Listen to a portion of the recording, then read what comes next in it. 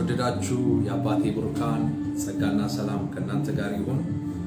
ወንድማችሁ ፕሮፌት ጆሲ ነኝ ከባማ ሆሊ ፋየር ኢንተርናሽናል ቤተክርስቲያን። ሁላችሁንም በጌታ ፍቅር ሰላም ልላችሁ ወዳለሁ። አሁን የመጣሁትኝ አንድ ነገር ክሊር ማድረግ ስላለብኝ ስለ ይቅርታ ነው የመጣሁትኝ because እኛ we are the son of God እኛ የክርስቶስ ልብ አለን፣ የእግዚአብሔር ልጆች ነን። የምህረትና ደግሞ የይቅርታ ልብ አለን። ስለዚህ ይሄንን ቪዲዮ መስማት የሚገባቸው ከኔ ከአንደበቴ በወጣው ቃል የተሰበሩ ያዘኑ በጣም ብዙ ሰዎች ስላሉ እነዛን ሰዎች በሚዲያ እንዳስቀየምኳቸው እንዳሳዘንኳቸው ደግሞ በሚዲያ ይቅርታ ለመጠየቅ ነው የመጣሁትኝ። እንደ ባማ ሆሊ ፋየር ኢንተርናሽናል ቤተክርስቲያን መስራችና ባለራዕይ ማለት ነው። ትልቁ ነገር ምንድነው? ከአዲስ አበባ ውጪ ስለነበርኩኝ የነበርኩበት ደግሞ አካባቢ የኔትወርክ እጥረት ስለነበረ መግባት አልቻልኩም። እንደው ቢሆንልኝና እዛ ስፍራ ገብቼ ማስተላለፍ የሚገባኝን መልእክት ባስተላለፍ ኖሮ እጅግ በጣም ሐሴት አደረግ ነበረ። ስለ ይቅርታ ነው የመጣሁት፣ ሌላ ነገር አይደለም። በአጭር አማርኛ ስለ ይቅርታ መጠየቅ የሚገባኝን ግለሰቦች ይቅርታ ለመጠየቅ ነው የመጣሁት እና ይሄንን ይቅርታ ለመጠየቅ ስመጣ ምናልባት ሳምንት በላይ ቆይቻለሁ። ነገር ግን ልክ ይሄ ቪዲዮ እንደተሰራ ቪዲዮ ወደ ሚዲያ እንደወጣ the next day ነበር መንፈስ ቅዱስ እጅግ በጣም ነበር የወቀሰኝ። በእግዚአብሔር ፊት ደግሞ እየጸለይኩ ነበር በጉዳዩ ላይ። the next day ራሴ ለይቅርታ ልቤን አዘጋጅቼ ይቅርታ ለመጠየቅ አስቤ ነበረ። ነገር ግን በቤተክርስቲያኗ ስም በጦርነት አማካኝነት ተፈናቅለው በየጎዳና ለወጡ ትውልደ ኢትዮጵያውያን እርዳታ ለማድረግ አስቀድሜ ፕሮግራሞችን በቸርች ይዤ ስለነበረ ያንን ነገር አስቀድሜ ምንም ያስኩት ፕሮግራም መሰረት ስለሌለበት ተነስቼ ወደ ሰሜን ኢትዮጵያ ጉዞ አድርጌያለሁ። በዛ ምክንያት ነው የዘገየሁት ማለት ነው እንጂ እኔ ለይቅርታ ኔክስት ዴይ በሚቀጥለው ቀን ላይ ልቤን አዘጋጅቼ ነበረ። ነገር ግን ያንን ነገር ሳላደርስ ቀርቻለሁ። በዚህም ደግሞ እንደገና ይቅርታ ጠይቃለሁ፣ እናንተንም ደግሞ የሚመለከታቸውንም ግለሰቦች ማለት ነው። የአምላካችን እግዚአብሔር ስም የተባረከ ይሁን። እንግዲህ እኔ የማገለግለው በነቢያት ኦፊስ ነው። እንደኔ ደግሞ በነቢያት ኦፊስ የሚያገለግል የእግዚአብሔር ሰው በረከት ተካ እንዳጋጣሚ ምሳ ለመብላት ተቀጣጥረን በተገናኘንበት ታይም ላይ እግዚአብሔር የተናገረው ድምጽ እንዳለ ከእግዚአብሔር ድምጽ እንደሰማ መልእክት እንዳለው በሚያጫውተኝ ጊዜ የእውነት ለመናገር በጣም ነው የደነገጥኩትኝ። because እንደዚህ አይነት አስተምሮ ያላቸው ሰዎች ሲኦል ሲገቡ አየው የሚለውን አስተምሮ ይዞ ሲመጣ እንደ ነብይ ስለማምነው እንደ ነብይ ስለምቀበለው በሰማሁት ነገር በጣም ደንግጫለሁ። ምክንያቱም የእግዚአብሔር ድምጽ ነው ብዬ ነው የተቀበልኩትኝ። ከዛ በኋላ ግን እንደ ሰው በጣም ተፈትኜ ነበረ። ያንተ ሚዲያ በጣም ብዙ ሰው የሚከታተለው ብዙ ሰው የሚሰማው ሚዲያ ስለሆነ ሚዲያን ስጠኝና የሰማሁትን የሰማይ ድምጽ ለህብረተሰቡ ላስተላልፍ ብሎ ወደ እኔ ሲመጣ እንደ ሰው ቻሌንጅ ላደርገው አልቻልኩም። because ግን ከራሴ ጋር የተወሰነ ፋይት አድርጌ ነበር፣ ከራሴ ጋር ታግዬ ነበረ። ከዛ በኋላ በዛ ጉዳይ ላይም ደግሞ ከሱ ጋር አውርቼ ነበረ። ነገር ግን ኦሬዲ የሰማይ ድምጽ ነው የሚለው ነገር ስላሸነፈኝ እኔ ማን ነኝና ነው በእግዚአብሔር ድምጽ ላይ አጌንስት መሆን የምችለው የሚለው ሐሳብ እኔን ስለተቆጣጠረኝ ስለገዛኝ፣ ምናልባት ይሄ ሰው ከእግዚአብሔር ድምጽ ሰምቶ መልእክት ይዞ በሚመጣበት ሰዓት ላይ የእግዚአብሔርን ድምጽ ቻሌንጅ እያደረኩት እንዳይሆን ደግሞ ከእግዚአብሔር ጋር እንዳልጋጭ በሚል ሐሳብ ሚዲያ የፌስቡክ የፔጅ ሚዲያውን ለሞደው ነብይ በረከት ተካ ኢጃቦ አሳልፌ ሰጥቼዋለሁ መልእክቱን እሱ ከማስተላለፉ በፊት። ነገር ግን እኔ ወጥቼ የግለሰቦችንም ስም በመጥራት በጣም ኢሞሽናል ሆኜ ስሜታዊ ሆኜ ንግግር አድርጌ ነበርና አሁን ስለ አስተምሮ ስለምናምን ሳይሆን ያነሳዋቸውን ግለሰቦች በኔ በእንደዚህ አይነት ደረጃ በእንደዚህ አይነት ልኬት የነዚህ ግለሰቦች ስም ሊጠራ አይገባም። እንደ አንድ ክርስቲያን እንደ ዳነ ሰው እግዚአብሔርን መንግስት እንደሚያገለግል እውነት እንደበራለት በክርስቶስ ኢየሱስ ከጨለማ ወደ ብርሃን እንደመጣ ከሞት ከፍርድ ነፃ ወጥቶ ከቅዱሳን ጋር በብርሃን የእግዚአብሔር ርስት ተካፋይ እንደተደረገ በአብ ቀኝ እንደተቀመጠ ሰው እንደ ባለ አይምሮ አሮጌው ሰው ከነክፋቱ ከነኃጢአቱ ከነበደሉ ከመንገዱ ተወግዶለት በክርስቶስ ኢየሱስ ስራ በቀራንዮ መስቀል ላይ እንደተጠረቀለት ሰው ከክርስቶስ ጋር አብሮ እንደሞተ አብሮ እንደተነሳ ሰው ዳግም እንደተወለደ ሰው ይሄንን ማድረግ ተገቢ አይደለም የሚል በጣም ከባድ የሆነ የመንፈስ ቅዱስ ወቀሳ ተሰምቶኛል እና ከዚህ ነገር የተነሳ በጣም ክሊር ማድረግ ፈልጌ ነው ለእናንተ የመጣሁት። እስፔሻሊ ደግሞ በጣም ትልቅ ለወንጌል ዋጋ የከፈለ ብዙ ዘመን በህይወት ቁመና ተገልጦ ለብዙዎች ምሳሌ መሆን የቻለውን ትልቁን የእግዚአብሔርን ሰው ቶማስ ምትኩን ኦፊሻሊ ስሙን አብጠልጥዬ አንስቼ እሱን በመናገሬ በእውነት በጣም ተሰምቶኛል ከምነግራችሁ በላይ እና በሚዲያ ቶማስ ምትኩን ስሙን ጠርቼ በሚዲያ እንደ ሐሰተኛ አስተማሪ አድርጌ በመናገሬ በሚዲያ ደግሞ መጥቼ ቶማስ መጠየቅ እፈልጋለሁ። ያም ብቻ አይደለም፣ ባለበት ስፍራ ሄጄ እግሩ ላይ በመውደቅ እንደ አንድ መንፈሳዊ ሰው እንደ ክርስቲያን የክርስቶስ ልብ እንዳለው ሰው እግሩ ላይ ወድቄ ይቅርታ ጠይቄ ያም ብቻ ሳይሆን አባታዊ ባርኮትንም መቀበል እፈልጋለሁ። ምክንያቱም ያንን መልእክት ካስተላለፍኩኝ በኋላ በሚገርም ሁኔታ ወደ ቤቴ ገባው፣ ግን መተኛት አልቻልኩም። እግዚአብሔር በሚያውቀው በጌታ ፊት ነው በነግራቸውና ወደ 2 ሰዓት ከምናምን በላይ ስለ ቶማስ ምትኩ ጸልይ ነበረ። መንፈስ ቅዱስ ግን ተናገረኝ። ስለ ቶማስ ምትኩ በጣም ነው የጌታ መንፈስ የተናገረኝ። በጣም ነው መንፈስ ቅዱስ የወቀሰኝ። ከዛ ምንድነው ማድረግ ያለብኝ? እንደ ባለ አይምሮ ቶማስ ምትኩን በግል የሚያውቁት አብረውት የነበሩ አብረውት ብዙ ዘመን ያገለገሉ አብረውት የተጓዙ ህይወቱን መውጣትና መግባት የሚያውቁ ሰዎችን አፈላልጌ የተወሰኑ ሰዎችን አናገርኩኝ። ደግሞ ከሁሉ በላይ ደግሞ በጣም የምወደውና ለኔ ደግሞ የልቤ ወዳጅ የሆነውን አብርሃምን ለማግኘት ሞከርኩኝ። ከአብርሽ ጋር ለ3 ቀን በቶማስ ምትኩ ዙሪያ ማውራት ቻልኩ ማለት ነው። ከዛ በኋላ ግን የሰማሁት ያየሁት ነገር በጣም ልብ የሚያሳዝን ልብ የሚሰብር ነገር ነው። ቢኮዝ ይሄ ሰውዬ ያለ ስሙ ስም የተሰጠው ሰው ነው። በቃ ማለት ይሄ እንዴት ብዬ ኤክስፕሌን እንደማደርገው አላውቅምና የነገረኝ ነገር አብርሽ ያወራኝ ነገር በጣም ነው ልቤን የሰበረው። በእግዚአብሔር ፊት ነው ይሄን የምናገረውና ምክንያቱም እኔ ማን ነኝ? ትላንትና ከየት እንደመጣው የማውቅ ሰው ነኝ። የእግዚአብሔር ምሕረት ጸጋ ያቆመኝ ሰው ነኝና ስለዚህ ቶማስ ምትኩ በኢትዮጵያ ውስጥ ስለ ወንጌል እጅግ በጣም ዋጋ ከከፈሉ አገልጋዮች ግንባር ቀደም የሆነ ሰው፣ በሴት የማይታማ በብር የማይታማ የወደቁ አገልጋዮችን በማንሳት የሚታወቅ መጽሐፍ ቅዱስ ሲናገር የሳት አይመለስምን የወደቀ ሳይነሳም።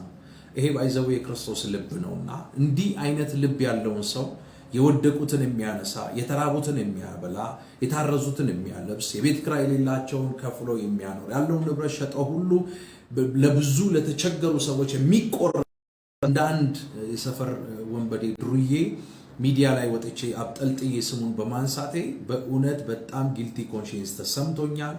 ቶማስ ምትኩ በጣም ወድሃለሁ፣ በጣም አከብረሃለሁ። እንደው በቃ የተማረ ሰው በተማረበት ምህረት እያደረገ እንዲኖር እግዚአብሔር ቃል ያዛልና ምህረት የእግዚአብሔርን ሰው ቶማስ ምትኩን በሴት የማይታማ በገንዘብ የማይታማ በኢትዮጵያ ውስጥ ግንባር ቀደም ከሚባሉ በወንጌል ምክንያት እጅግ ትልቅ ዋጋ ከከፈሉ ሰዎች መጀመሪያውን ስፍራ የሚይዝ ትልቅ የእግዚአብሔር ሰው ነውና ይህንን የእግዚአብሔርን ሰው የወደቁ አገልጋዮችን በማንሳት የሚታወቀውን ሰው እንዳንድ የሰፈር ጎረምሳ አደባባይ ላይ ስሙን አንስቼ በጣም እሱን የማይመጥን ያለበትንም የህይወት ቁመና የማይመጥን ንግግር በማድረጌ በጣም ይቅርታ ማለት እፈልጋለሁ።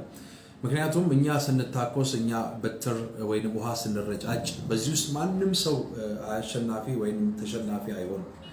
የክርስቶስ ወንጌል በእኔ ምክንያት እንዲሰደብ አልፈልግም። እኛ የክርስቶስ ልብ ያለን ሰዎች ነንና መጽሐፍ እንደሚል ያዕቆብ የሰው ቁጣ የእግዚአብሔርን ጽድቅ አይሰራም ይላልና ምናልባት መንፈሳዊ ልጆች ስለሆነን ይመስለኛልና በእኛ ቁጣ የእግዚአብሔርን ጽድቅ የሰራን መስሎን በማይገባቸው ሰዎች ላይ አፌን የከፈትኩ መስሎ ስለተሰማኝ እኔ ራሴን ወክዬ ስለምናገር ማለት ነው በባማ ሆሊ ፋየር ኢንተርናሽናል ቤተክርስቲያን ስም ይቅርታ ልጠይቅ ወዳለሁ። ሌላ ኃይሊሻዬ በጣም ነው የምወድ፣ በጣም ነው የማከብረ። ኃይሊሻ በእውነት እንግዲህ እግዚአብሔር እድሉን ሰጥቶኝ ኃይልሻን አንድ ጊዜ አግኝቼው አብሬው ኮፊ ለመጠጣት ችያለሁ። በቆየንባቸው የ30-40 ደቂቃ ቆይታ ውስጥ በጣም ደስ የሚል ፐርሰናሊቲ ያየውበት በጣም ሃምብል የሆነ ሰው ነው። በጣም ዋይዝ የሆነ ሰው ነው። በጣም እግዚአብሔር ቃል የተሞላ ሰው ነው እና ግን በቃ ስሜታዊ ነበርኩ በዛን ሰዓት ላይ አረ ነው ጀስት ብዙ እንደውም እንደዚህ አይነት ካራክተር አልነበረብኝም። ነገሮችን በጣም ለማመዛዘን ሞክራለሁ። ብዙ ጊዜ የማስተላልፋቸውን መልእክቶች ከስሜታዊነት የጸዱ እንደሆኑ ነው የሚሰማኝ። ግን በጣም ባሁኑ ምን እንደነካኝ አረ ነው ጀስት አላቅም እና ከስሜት የመነጨ እናንተን የማይመጥን ነገር አድርጌያለሁ እና ኃይልሻ በጣም ነው የምወድ፣ በጣም ነው የማከብር። አንተንም አደባባይ ላይ ይቅርታ መጠየቅ እፈልጋለሁ። እንዲሁም ሌሎቹን ይቅርታ መጠየቅ እፈልጋለሁ። የተቀበልነው ወንጌል የበራልን ወንጌል የፍቅር የእውነት ወንጌል እንጂ የምንታኮስበት በዚህ በመጨረሻው ዘመን እጅ ለእጅ ተያይዘን አንድ ሆነን ትውልድን ከጨለማ ወደ ብርሃን የምናመጣበት እንጂ እኛ ራስ በራሳችን እየተነካከሰን ለዓለም መዘባበቻ የምንሆንበት ጊዜ አይደለም። ክርስቶስ ሊመጣ እነሆ በደጅ ነው። የእውነትን ወንጌል አስተምረን ሰዎችን ከጨለማ ወደ ብርሃን የምናመጣበት ይሄ የመጨረሻው ዘመን እንጂ እኛ እርስ በራሳችን ልክ እንደ ሮሜ ቤተክርስቲያን የምንታኮስበት ዘመን አይደለም። ሮሜ መጽሐፍ ምዕራፍ 8 ቁጥር 28 ላይ በጣም የምወደው አንድ ቃል አለና ከክርስቶስ ፍቅር ማን ይለየናል የሚል ሐሳብ ነው ያለው። ስለ ኢንተርናል ኮሊንግም ያወራል እዚህ ክፍል ላይ። ይሄ ክፍል ተደራሲነቱ በሮሜ ላሉ ለአይሁዳውያን የተጻፈ መልእክት ነው።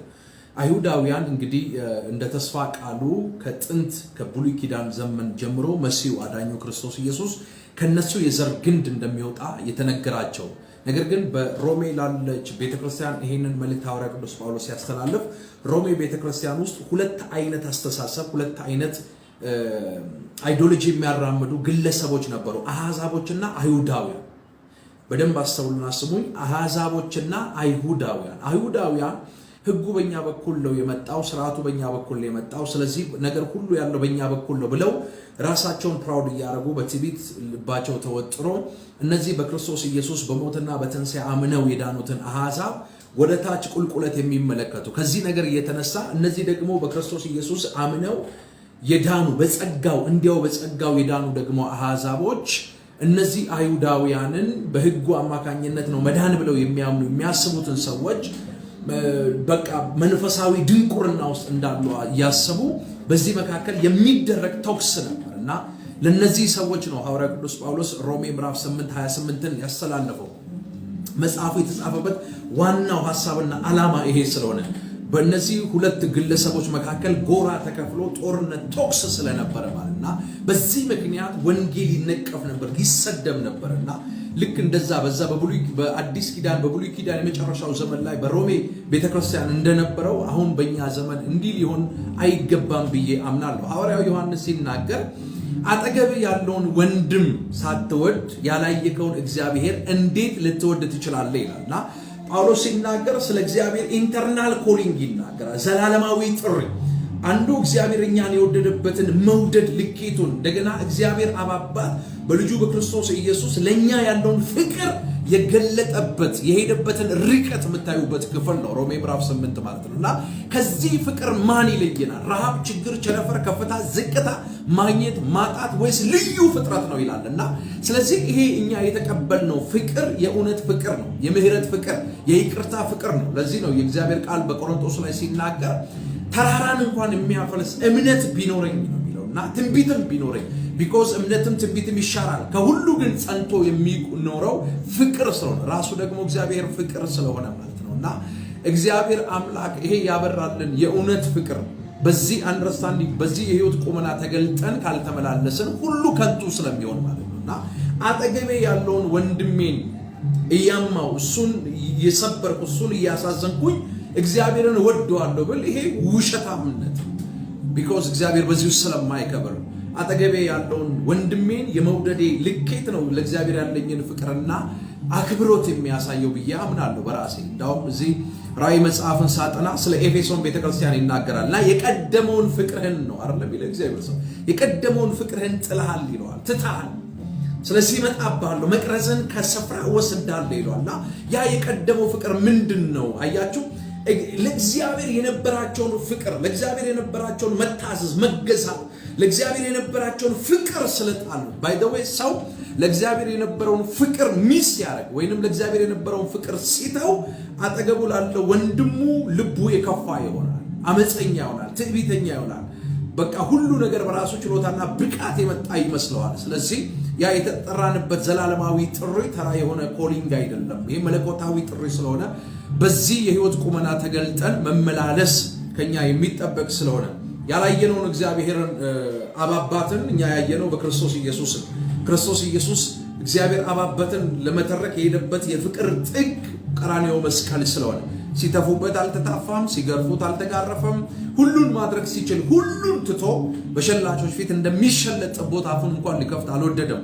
ነቢዩ ኢሳይያስ ከ700 ዓመት በፊት አስቀድሞ እንደተናገረ ጀርባዬን ለገራፊዎች ጺሜን ለፀጉር ነጮች አሳልፌ ሰጠው ብሎ እንደተናገረ ይሄ የፍቅሩን ጥግ ነው የሚያሳየው። ስለዚህ እኛ ደግሞ በዚህ የህይወት ቁመና ተገልጠን ለብዙዎች ምሳሌ የህይወት መዓዛ ሽታ ሆነን ተገልጠን እየጠፉ ላሉ ሰዎች ብርሃን መሆኑ ሲገባል በተራራ ራስ ላይ ያለች ከተማ ልትሰወር እንደማይቻላት ፍቅራችን ተገልጦ ለብዙዎች ምሳሌ መሆኑ ሲችል እርስ በራሳችን እየተታኮሰን ውሃ እየተረጫጨን የእውነትን ወንጌል በእኛ ምክንያት መነቀፍ የለበትም። ስለዚህ ይቅርታ ልላችሁ መጥቻለሁ። ሁላችሁም በዚህ በሚዲያ ላይ ስማችሁን ጠርቼ የማይገባ ስያሜ የሰጠዋችሁን ፎቶም ተጠቅመናል። በጣም ሶሪ ልል ወዳለሁ። ከዚህ ደቂቃ ጀምሮ ፎቶን አነሳለሁ።